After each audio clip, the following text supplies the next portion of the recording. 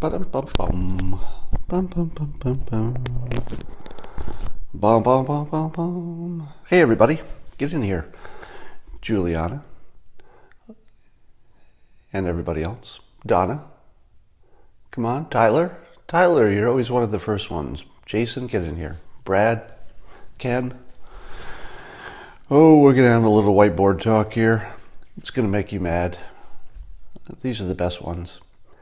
The whiteboard talks that make you go, I'm not sure I believe that. You're going to have one of those.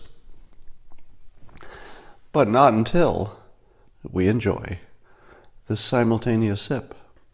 Yes, it's time. Grab your mug, your vessel, your chalice, your cup, your glass, your container. Make sure it's got the beverage of your choice. I like coffee.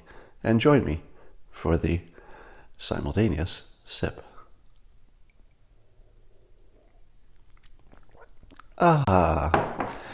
Now, as we're all struggling with the questions about Kavanaugh and Dr. Ford, it seems to me there are some assumptions we've made that are worth challenging. And one of the assumptions that we're just zipping past as if it doesn't matter is this very basic question, which is, are you the same person as the person who did something in your name when you were a minor? So in other words, what makes you the same person as the young you, and therefore you should be punished for the crimes of the young you, or held responsible for the young you? What is it that connects you? Let's go to the whiteboard. So here are all the reasons that the 17-year-old version of you is the same person as, let's say, the 50-something-year-old version of you. These are all the things that make you the same person. You might have the same memories, you've got some of the same cells in your body, there's a legal financial connection. Anything you owned then that you haven't gotten rid of, you still own legally. There's the law says you're the same person. There's your mind, the things you thought then were, part of this continuation to what you think now. And then, of course, there's your character. There might be more, but this is a starter set. So by history and by law and by tradition and by society, your 17-year-old version of yourself is considered the same person as your current self, whatever your age is. I'm just saying 52 here. So we're watching this Kavanaugh situation, and the assumption we've started with is that if the person today can be determined to have done something in his 17-year-old, incarnation, his 17-year-old form, then we should hold him responsible today for what this character did. Now let's start with the first thing. The first thing you need to know is this person doesn't exist. The 17-year-old Kavanaugh that we've all been living with for the last week or so, and you have been living with him, right? Haven't you had in your mind a picture of a 17-year-old Brett Kavanaugh doing things? That person sort of exists for all of us. We've seen his pictures, we've imagined the scenes, we've replayed the scenes as they've been described to us many times. But here's what all of those things have in common. They're imaginary. 17-year-old Brett Kavanaugh doesn't exist. Literally doesn't exist. He's an idea. Now, the reason that we blame current Kavanaugh for what 17-year-old imaginary no longer exists Kavanaugh did is that we connect people with all these different ways. So let's talk about them. One of the ways we connect people is their memories. The memory you have now is connected to what you did. But what if you don't remember stuff? And what if it turns out that your memories are not really memories, they're sort of reconstructions? They're not real memories, and science will confirm this, right? The things you think are your memories from way back then are not exactly memories. They're things you've manufactured from old memories. You've pieced together photographs. You've filled in the gaps of the things you didn't remember. So you don't have actual memories of when you were a kid by the time you're this age. You have fake reconstructed memories. So you're not really connected by your memories because they're not real. Then there are the cells of your body. Well, most of them are different, right? You don't really have the same body cells that you had then. What about finance? We're connected by finance. So legally, if I owned something when I was 17 and I never gave it away, I still own it. Well, there might be something like some old, like his old calendars. He still owns the old calendars, but it's kind of trivial, right? The things he owns now are like this. Whatever he owned then was some calendars, maybe his old baseball mitt, some baseball cards. Realistically, there's nothing he really owns. He didn't have any money then. He was flat broke. So he's not really connected to his old past by, let's say, a fortune that he owned then and he still owns. Everything he has now, he made since then, because he had zero money then.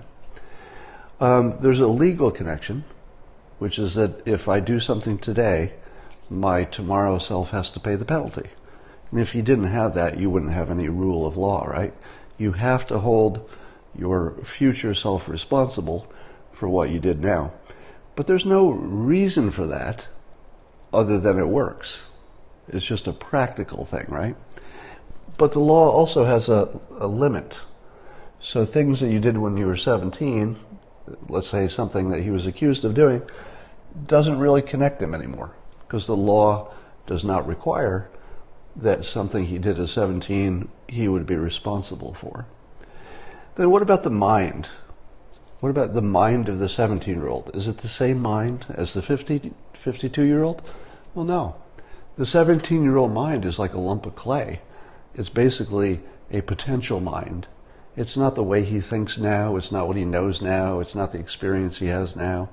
So there's a little bit in common, maybe, but not really. And then what about his character? His character is certainly quite different than it was when he was 17, because the things you do when you're 17 are just stupid and reckless, and the things that you do when you're older are more considered. So the entire discussion is whether or not we should hold responsible the person who does exist for the activities of an imaginary,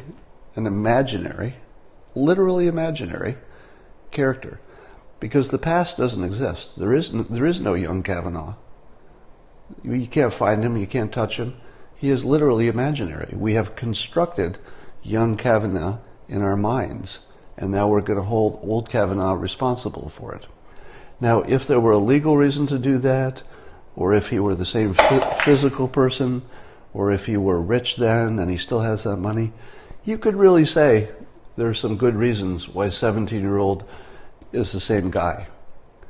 But by tradition, by law, by feelings, he's connected. But does it make sense? If he did everything that he was said to have done, and I have no reason to believe that's true, other than the credible accusations, but they're matched by credible denials.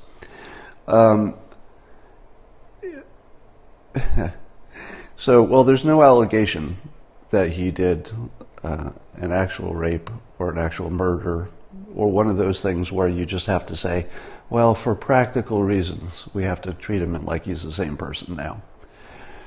But realistically, he's not really the same person. So we are literally looking to punish a person for the activities of an imaginary person. That's not far off the truth, is it? Do you think I'm far off the truth? Somebody says, Scott, geez, take a position. The people who are the dumbest people in this conversation are the ones who are sure he's innocent or the ones who are sure he's guilty. If you're sure about either one of those positions, you're the dumb people in the conversation. Now, you could say the odds are very high that it's one, or the odds are very high, or it tips one way or the other, and I think that would be reasonable to say.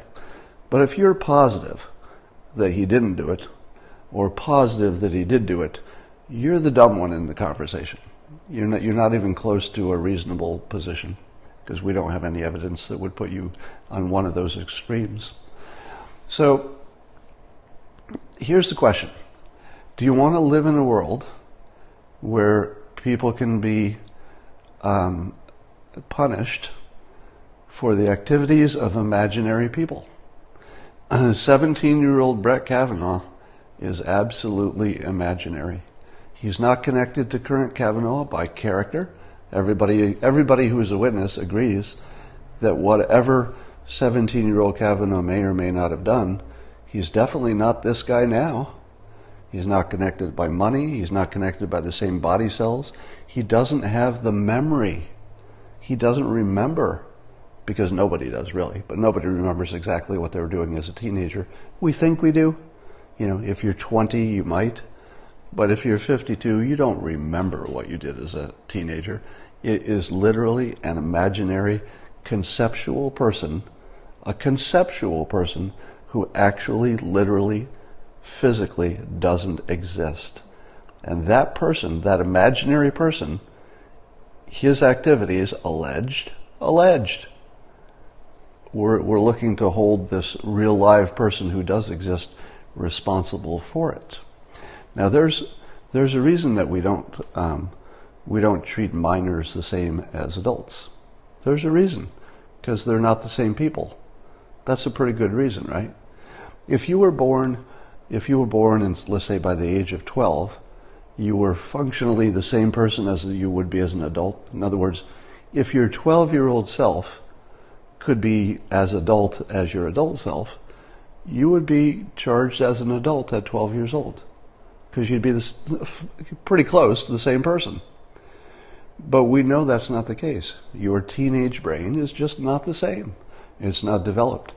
So blaming somebody for what they did as a baby, and let's take the current logic back. If we can blame him for what he did at 17, could you also blame him for what he did at 12? And why not? What would be the difference in philosophy? If he's guilty at 17 when he doesn't have a developed brain, why wouldn't he be equally guilty at 12? What about 6? Should Brett Kavanaugh be blamed for the things he did when he was 6 years old? And if so, what's the difference between that and his 17-year-old self? They're both imaginary. Neither of them are his adult self. Neither of them have anything important in common with his adult self. They're as close as you can be to different creatures as anything could be. So let's talk about the pause. I talked about that in my Periscope yesterday. I was not entirely against the pause. The pause introduces some risk that they'll kick up something, maybe it'll take too long. So there's certainly some risk. But there was also some risk of ignoring half of the public who demanded it. That's a risk too. So you had two very big risks. One of them is smarter. And I think that we're on the smarter path, because we could get to a credible result on the path we're on. There's some risks that we won't, but we could. But if we were to just slap him in the court, that would largely guarantee we didn't have a credible outcome. So one of them has a possibility of being credible. The other way, just slapping him in the court, guaranteed a permanent problem. So we're probably on the right path, even though it introduces a new set of risks.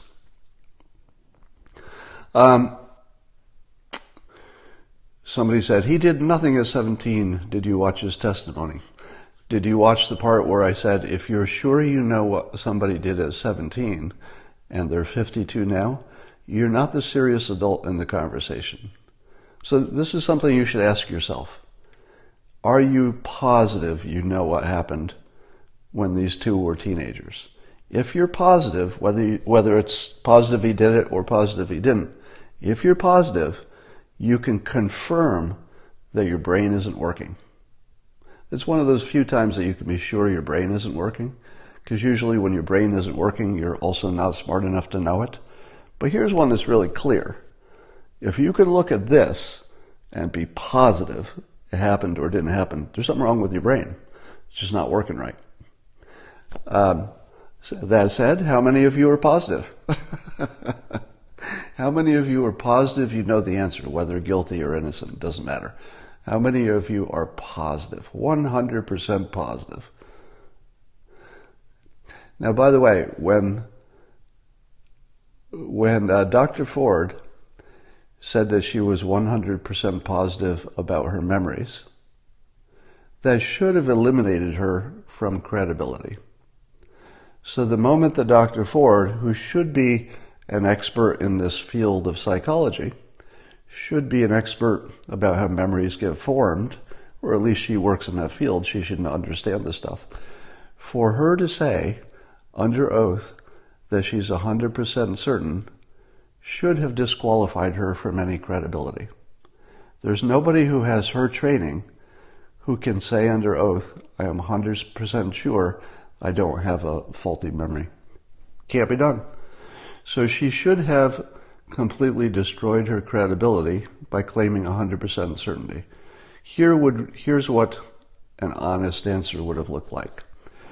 Well, senators, I work in this field and I know that sometimes people will believe their memories and they can be 100% certain even when they're wrong.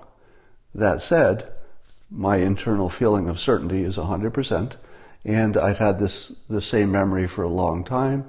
It meets all the characteristics of something that I would consider a high probability.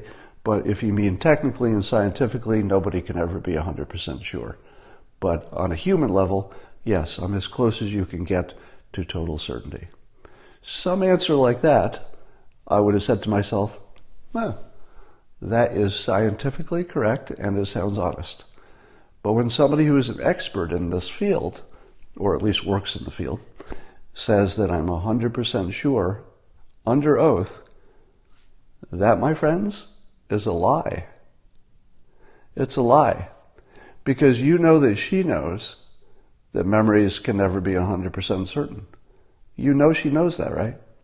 So when she leaned in and looked at you and said, 100%, at that moment, on the most important question, there's a 100% chance she was lying, because her training would have told her that memories that are not 100% accurate are common, and that you can't tell the difference.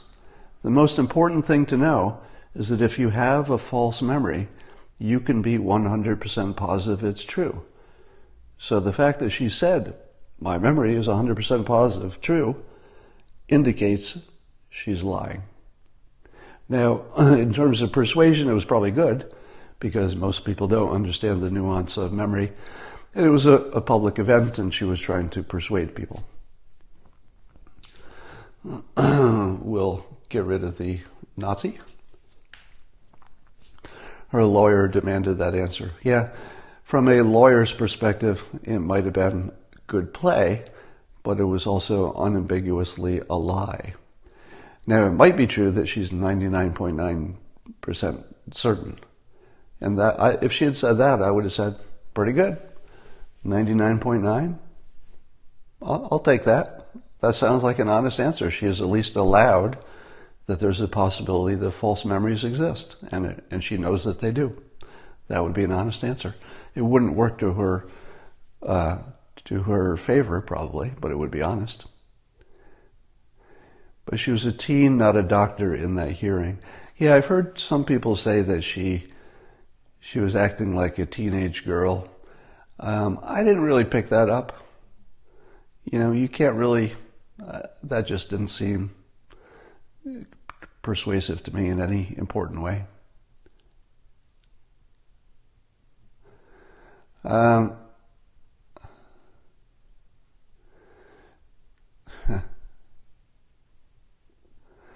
She used a baby voice. Yeah, people speak differently. It just doesn't mean anything. So I saw close-up pictures of Dr. Ford in which it looked like her pupils were dilated. But I couldn't tell if they were always dilated or if it was photoshopped or anything. But I was definitely looking to see if there was anything in the eyes that would tell me anything. Because remember, we're being asked to make very subjective judgments based on our professional guesses about whether one of them looked credible or not. In that context, and the reason that people appear in person is that so you can look at them. There's a visual element to believing people.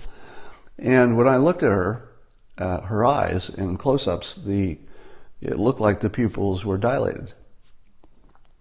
Now, I'm not a doctor. Should you believe me when I say it looked like her pupils are dilated? You should not.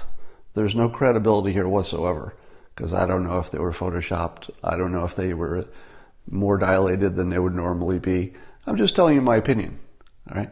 So because this is an opinion topic, we're all giving our opinion whether she looked credible or opinion whether she didn't. My opinion of what her eyes look like is legitimate, because all of it's just weird opinion, and a lot of it has to do with how things looked. So I had to ask myself, what is it that causes eyes to dilate? And I don't know the answer, but none of the answers are good for her side.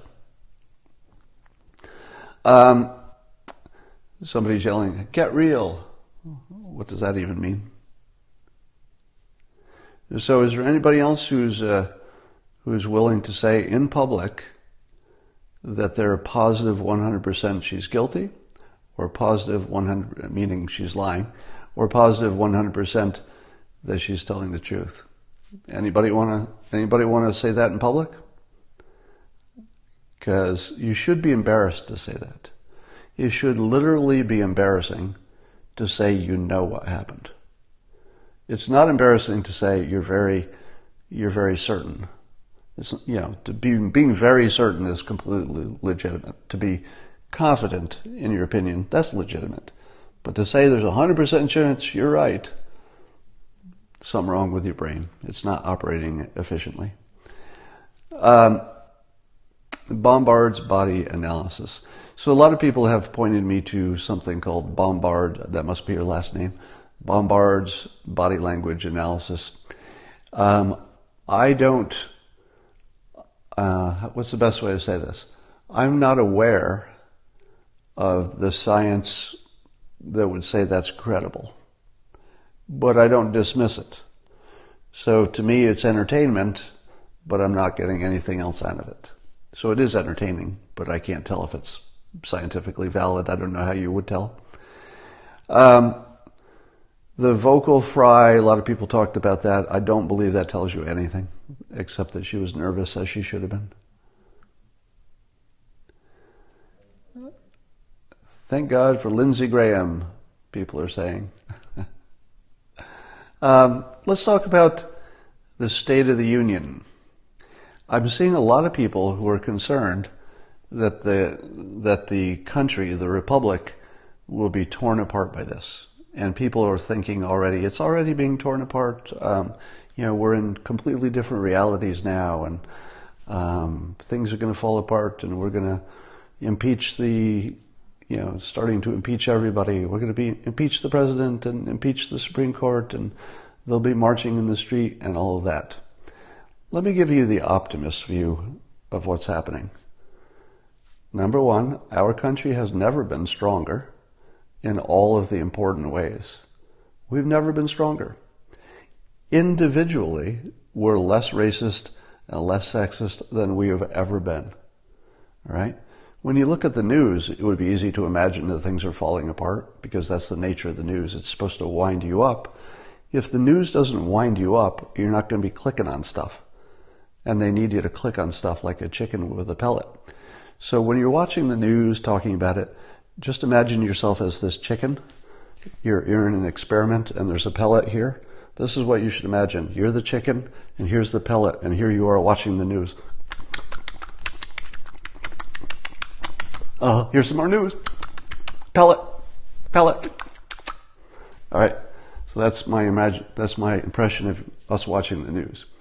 If you remove yourself from that chicken eating a pellet world, this artificial world that the big tech companies have created and put you in this little mental prison where you think that the stuff that's on TV is important and real and critical and the world is going to blow up. And if you want to stop it, you better click. I better click. I can save the world if I click. If I just stay on Twitter a little bit longer, I can save the world. It's going to fall up. All right. That's a big artificial thing that you're feeling. So the first thing you need to know is that, relatively speaking, there aren't that many people as a percentage who are even paying attention. The vast majority of Americans are sort of barely aware that there's something going on with the Supreme Court. Barely aware, right? So those of us, no matter how excited, mad, angry, scared we are, it's not because of the facts. The facts don't matter because we don't have access to them. We don't know what's going to happen tomorrow. We don't know who did what in 1982. We're not really dealing with facts. We're dealing with a media that evolved to learn how to tweak you and get you excited. So the excitement you're feeling, the fear that you're feeling, is artificially generated. It's not real. It's not based on actual facts because we're completely divorced from them. We're in this little bubble in social media, within the news. Those of us who are junkies like myself who watch the news all the time, we have this artificial feeling of what's going on that's entirely imaginary and created by the economic entities that know how to tweak your brain just right. So that's the first thing. Second thing is the system that the founders created, the government, the Constitution, is really, really strong. I mean, what we're dealing with now is just nothing compared to what this country has been through before. Everything that we have right now is a smaller risk than everything that happened for the last 200 years. We are currently at the lowest risk to the Republic in our entire history. Right now. Like right today. Why do we have the lowest risk to our Republic? Let me give you a good reason. What are we talking about? Remember I always told you to look for the blank space? Don't look at the painting where most of the paint is. Look for that corner where there's a little nothing, because that's what makes it a painting. It's not a good painting unless one part of it isn't so busy. That's what makes good design. So we're in this world where what you should be looking at is what we're not talking about. Okay? What we're not talking about is the economy. Why are we not talking about it except to say it's good? Because the economy is freaking amazing right now. Our economy right now is the economy that's never been seen anywhere. But if you based on its size as well as its, solid elements, it is the strongest economy in the history of civilization. So we don't need to talk about it because it doesn't make anybody unhappy, right? What about militarily? Safer than we've ever been. Right now, let me ask you, is the United States safer right now than it has ever been in its entire history? Pretty sure that's true. And also we're physically safer than we've ever been. We're wearing our seatbelts. We figured out what kills people. We do less of it, etc. We're probably safer than we've ever been in history. And almost everything that's big and important, health, finance, war, the threat of nuclear war, all of that is better than it's ever been before. And I will even include, I believe that, if you're looking at race relations, if you look at the news, it looks like it's worse than it's ever been. Wouldn't you agree? If you're following the news or social media, you'd say, My God, hair's on fire. The racial relations is worse than it's ever been. But it isn't.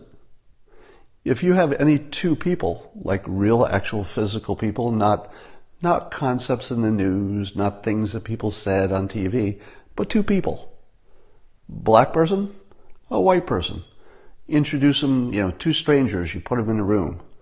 Are the odds of them getting along better in 2018 or worse than at any time in history? Well, I'll tell you the answer. Better.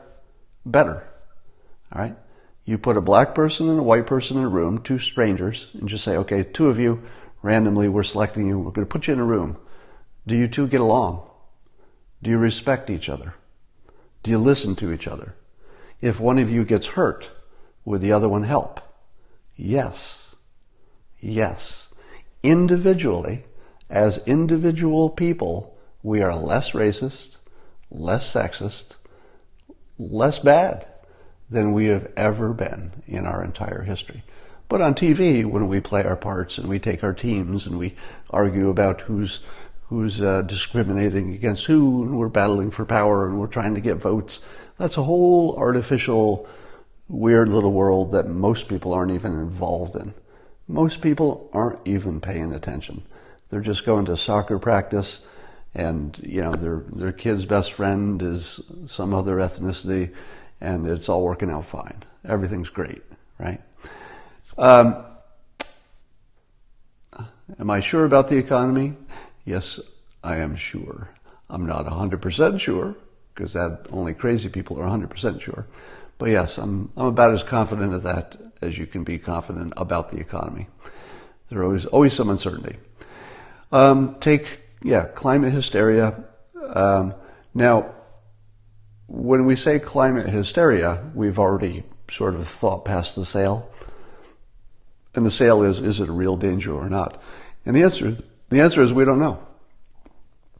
There's certainly good scientific evidence that people create CO2, and CO2, if you add it to the atmosphere, it could raise the temperature. So that much I think everybody's agreed on now, that humans are raising the temperature, or should.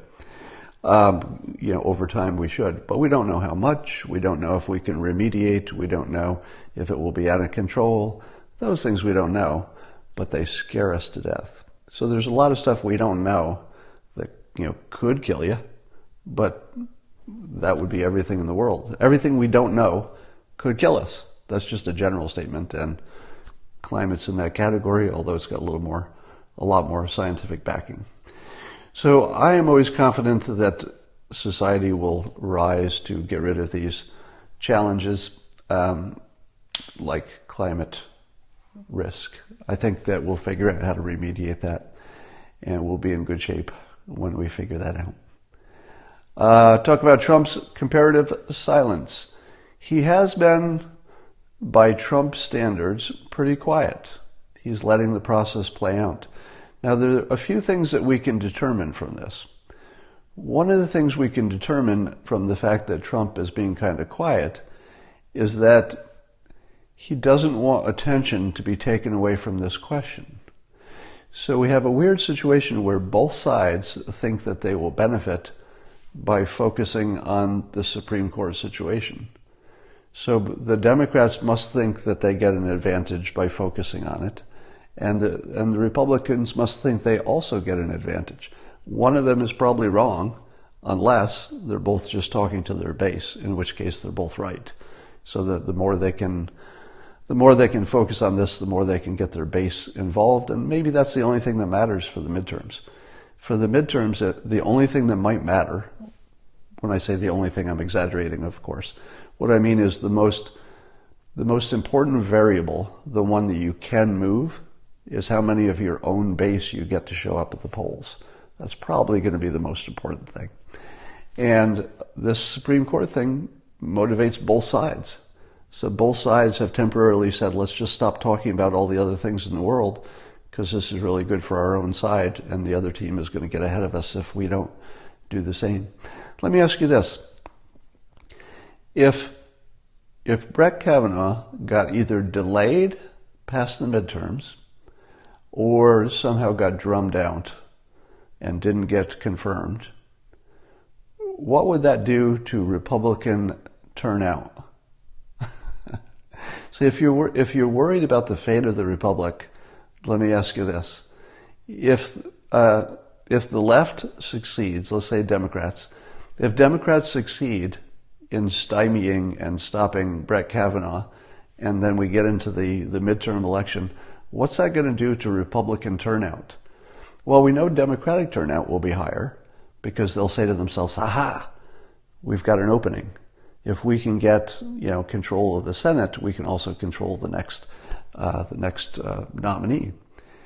But that's a little bit of a conceptual moonshot, don't you think? It's a bit of a moonshot that they could delay it, and then they could also get control of the Senate, and then from there on they would be in charge of the Supreme Court. So that could motivate Democrats, but they would be motivated by a long shot. Are people motivated by long shots? Just generally speaking. If I said to you, look, if you do something that's inconvenient, there's a series of events which might happen, which if they line up just right, and if the stars are right, and if you wait long enough, there might be a situation that's favorable to us. So how about doing something inconvenient right now? It's not motivating, right? Even though you can see the chain from I will go vote, that vote will be part of many votes.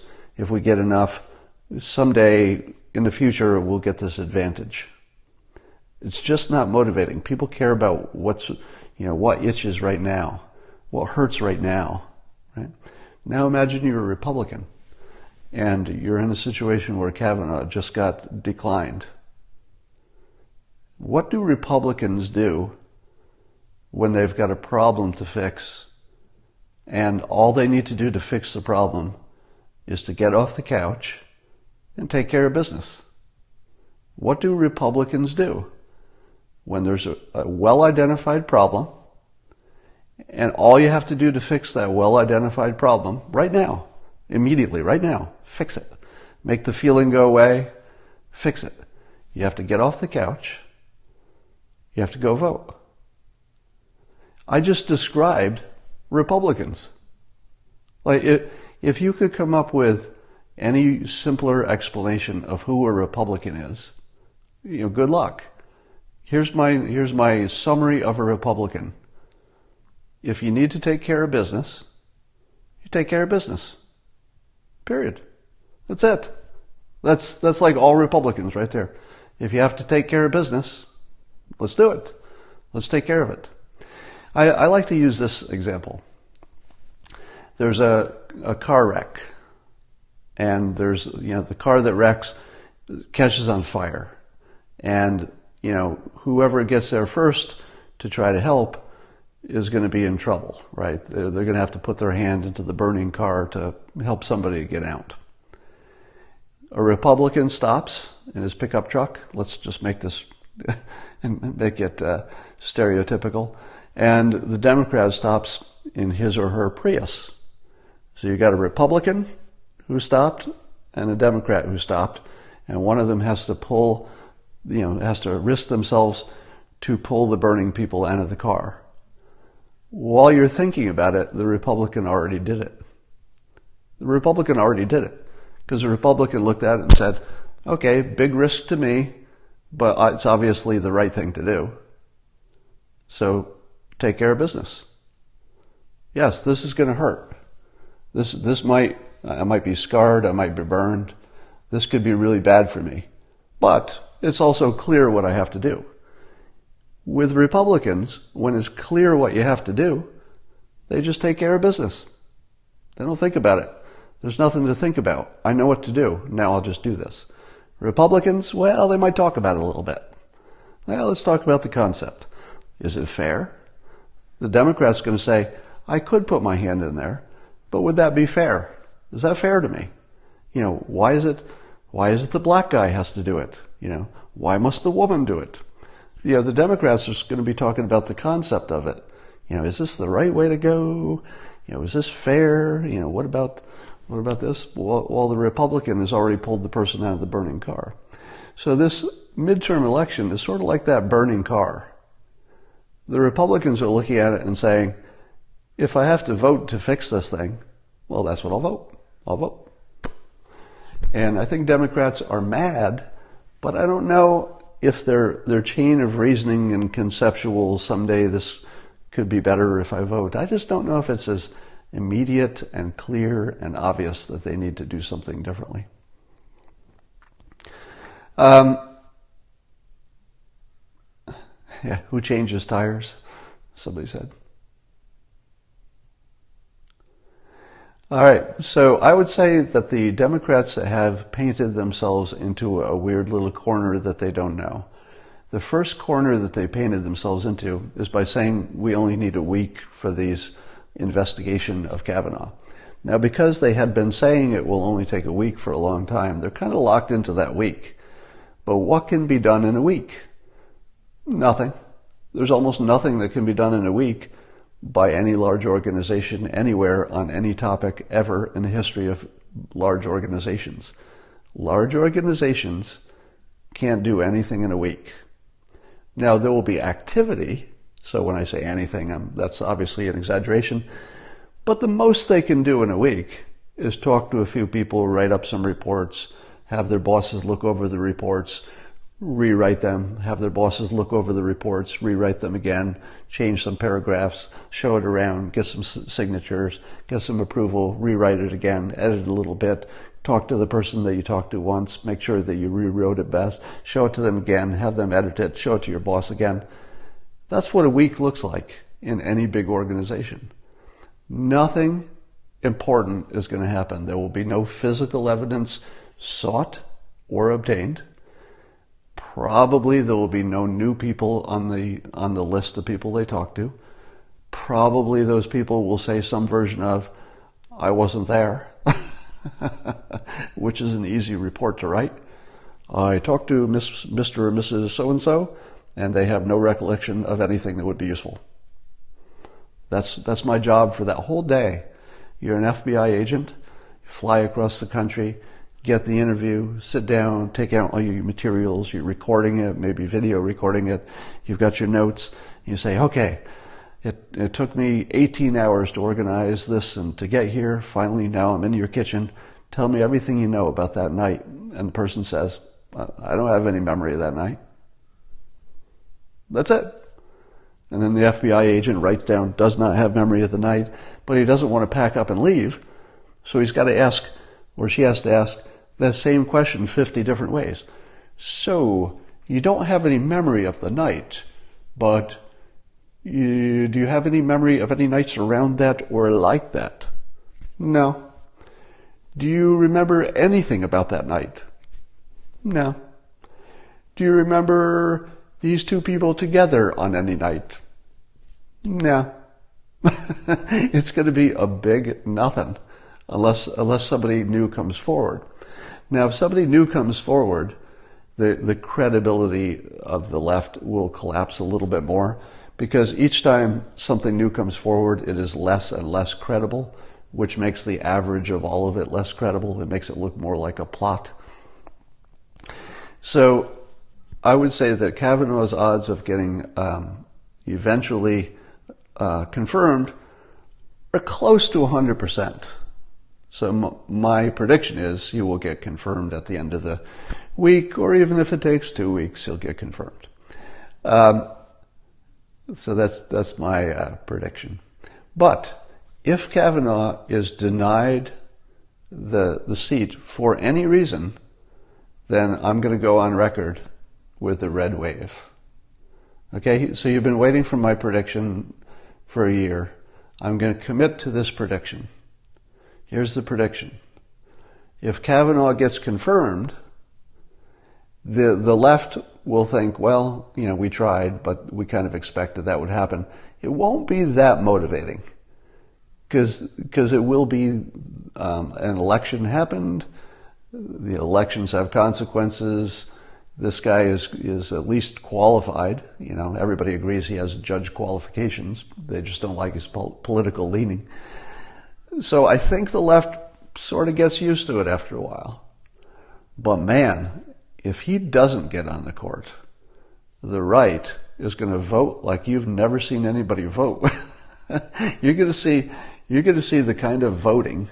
You'll probably see, you would see record Republican turnout. It would be the biggest Republican turnout probably in history. And Republicans would act as one. Like you wouldn't need a leader, right? You wouldn't need any charismatic person to come out and say, Republicans, go vote, because they would just vote. And they would make phone calls, and they would make sure that their lazy son-in-law or their lazy cousin also voted. They would offer them rides. They would call around and say, all right, everybody, I'm just checking in. Are you going to vote? Just checking in. No, I forgot to register. No, I got to work that day. No, I don't have a ride. Well, here's the URL to tell you how to register. I'm going to check in on you in a day to make sure you're registered. And then if you need a ride, I'm going to stop by and I'm going to give you a ride. All right. The Republicans will just do that automatically.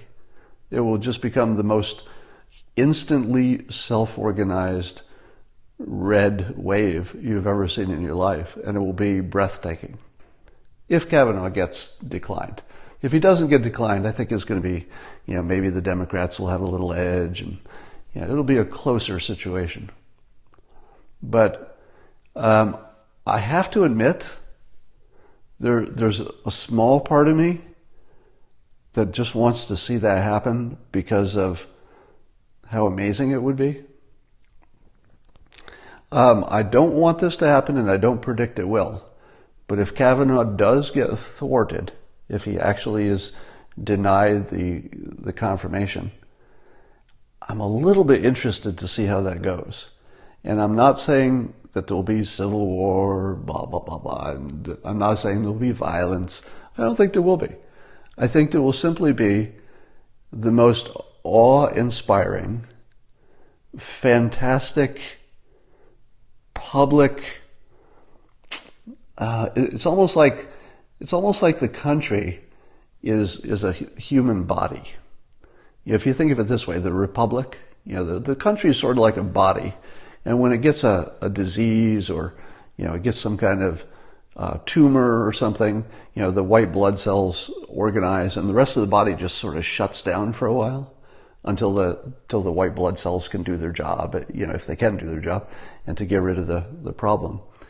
If Kavanaugh is not confirmed, Republicans are going to be like all these white blood cells that don't need to be told what to do. They don't need to be told what to do. They're going to be on the phone with their lazy cousin. They're going to be talking to their coworkers. They're going to find out anybody who's even slightly Republican, and they're going to say this: do you have a ride? Do you have a ride? Do you need that URL to sign up to vote? Can I take you to lunch and walk you through, registering to vote? Can we get together and I'll make sure that can I call you in the morning to make sure you woke up early enough? All right. Republicans are just going to do that. And it will be the biggest awe-inspiring, sort of democratic, amazing thing you've ever seen in your life. It will be the highest Republican turnout you have ever seen. And it'll be like the talk of a legend for forever. So when you worry, what could go wrong? Is the country falling apart? Are the wheels coming off? That's just news talk. All right. We are as solid a country as you could ever have. And, more solid than it's ever been, and moving in the right direction. And if the worst case scenario happens, which is, let's say, the Democrats thwart what should have been a polite confirmation, if they turn it into a bloodbath and he doesn't get confirmed, that won't lead to a revolution. It will lead to an outbreak of democracy like you've never seen. All right. The Republican response to not getting their way in the system is to stay within the system and try harder. Because Republicans like the system. They're not going to break the system. They're going to use it harder. And that will be phenomenal. There's a little part of me that I kind of like to see it. I just sort of like to see it. So, because I think it would be healthy for the country to have an outbreak of democracy, if you will, like an outbreak of legitimate concern for the health of the system. All right, I've talked about that too much. This is propaganda talk like you've never seen, somebody said. Well, what part of it would you consider propaganda? Now, we live in a country where anybody who says anything that's smart or effective on the other side, the other side is going to say, oh, that's propaganda. You're an apologist. You're such an apologist. Somebody said, now I want to see him rejected. If you're worried about this outcome and you're a Republican, just keep this in mind. You're either going to get this nomination or you're going to get a red wave. You probably won't get both. I don't see you getting both. But you're going to get one or the other. And you should decide which one you want more. Yeah, Jeff Flake. Is that interesting or what? The whole Jeff Flake situation. I love the fact that he's a lame duck and he doesn't have to run for election anymore. Because he ended up being the only one who mattered, didn't he? Jeff Flake turned out to be the only one who mattered. He decided to wait a week, and then they had to because they needed his vote. So it turns out we don't have a government per se. If you looked at what happened this week, did we have a government? We didn't have a government. We had a Jeff Flake. Jeff Flake was the government this week. The guy who already quit. The guy who's only barely in the government because he's just waiting for the replacement. That guy, the lame duck, he's running the government. He made the only decision this week that mattered. He decided he wasn't going to vote unless we wait a week, so we're waiting a damn week. Jeff Flake, the guy who's not even going to be in the job pretty soon, he's running the government, weirdly. Options 3 is they find dirt. So you mean find more dirt on one of them? Yeah, I think the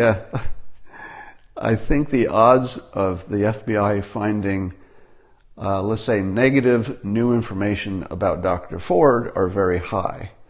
She has never been the subject of an FBI investigation, and she has never opened, and of course she's never opened the questioning to the larger question of her own credibility. Because remember, they have to look into her credibility, not just the allegation itself. They have to find out, has she ever had medical problems, mental problems? Has she ever been on any kind of psychoactive prescription or other drug? Has she ever made a claim about somebody that was, that we don't think was true? They're going to find out a lot about her. What are they going to find about him? Well, I think they're going to find out about him that he drank more beer than he admitted in high school. But given that we have all these quotes from Kavanaugh himself saying, how many times did he say, I like beer, I drank beer, we drank beer, I like beer? So if it turns out that he drank a little bit more beer at 17 than he allowed as his adult version while talking in front of his daughters, don't forget, Kavanaugh was talking in public. So when you're saying, how much beer did you drink at 17, he's not just talking to the audience. He's talking to his daughters. And do you think he wanted his daughters to hear, oh yeah, man, I was hitting the beer like crazy. Like I drank until I passed out every night. It was great. His daughters are listening. Of course he's going to say, I liked the beer. Everybody did, but I didn't take it too far. What else do you want him to say? Don't you want him to lie in that situation? Now, in my opinion, he was exaggerating / lying the degree of his drinking. It is also my opinion, I'm glad he did. Because it didn't really have much to do with the accusation, but it had a lot to do with what his daughters were going to hear. This is somebody who is looked up to by apparently a number of sports teams, teenage girls teams that I think his daughters are on, etc. So he has this wide population of teenagers. This is weird, right? He's got this wide population of teenagers who look up to him as a role model. And then he's asked in public, did you drink much beer when you're 17? There are two answers to give. One is the exact honest answer. Yeah, I drank a lot of beer. Terrible role model. And he also doesn't get on the Supreme Court, which of course is more important, and that beer he drank as a teenager doesn't really matter to anything. So what was the more responsible thing to do for someone who is a role model to lots of teenagers, not just his own? The responsible thing to do is the same thing every one of you are doing to your teenage kids right now, and everything that your parents did to you when you were a teenager. The responsible thing to do is to lie, lie, lie. If Brett Kavanaugh is the good person that he is alleged to be, he should have lied to that Congress. He should have said, when I was 17, I did like to have a beer now and then, but I didn't take it too far. That is a responsible lie. Do I care that this person who is a role model played down his drinking at 17 that really had made no practical difference to the accusation, but it probably made a big difference to the people who would be influenced by, oh man, he's a Supreme Court judge and he was a drunk when he was 17. I guess I can do that. Supreme Court. Here's to the Supreme Court. All right. So if he lied about his beer drinking, thank you. So let me say this to Brett Kavanaugh. If you lied, so speaking now to Judge Kavanaugh himself, if you lied about how much beer you drank when you're 17, thank you. Thank you. I appreciate that, because you are a role model, specifically to, not just, the country, because the whole role model to the country thing I don't think is nearly as important as the fact that in his actual life there was a pretty large population of teenagers who looked up to him, and he was a leader, a coach, a dad to a number of them. So if he lied about his beer drinking at age 17, thank you. Just thank you. That's it. That is the only reaction you should have to that. Thank you. Because that was a responsible thing to do. Somebody said, I'm not going to lie to my kids. Well, if you don't lie to your kids, you didn't do anything good.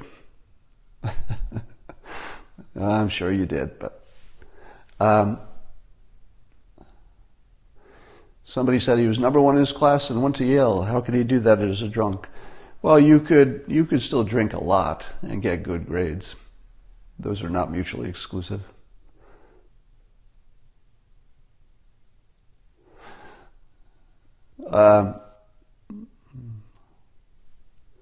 Lying is not responsible. What a ridiculous statement.